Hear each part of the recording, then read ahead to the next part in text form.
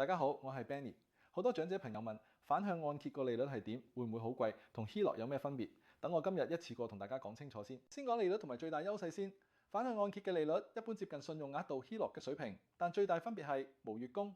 對退休現金流嚟講，呢點係 game changer。反向按揭同 HELOC 點分呢？簡單嚟分就係反向按揭為長者設計，收入寬鬆，無需月供，現金流更輕鬆。HELOC 要月供，亦都通常需要穩定收入先批得靚。我哋唔係話邊個一定好，最緊要係配合你生活方式。屋主權在邊個手？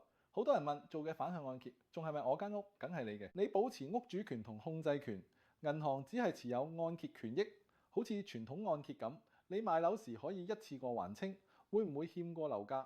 主流加拿大反向按揭產品會提供不負資產、不追溯保證 （No Negative Equity Guarantee）。即使樓價跌，你唔會欠過物業市值，前提係有按合約保養物業，準時繳交地稅與保險。成本貴唔貴？有啲估價費、法律費等前期成本，好似做傳統按揭，但同搬屋縮則嘅成本折騰比，好多時反向按揭更簡單、更實惠，亦可以留咗你中意喺屋企，離世後點處理？家人有幾個選擇：轉翻傳統按揭保留物業。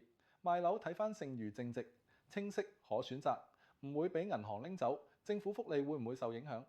反向按揭收到嘅錢係貸款撥款，唔係入息，一般唔影響 CPPOAS。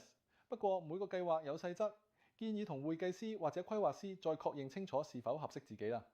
今集內容講到先，覺得有用記得 Like、Subscribe、Share。我係 Benny，下集見。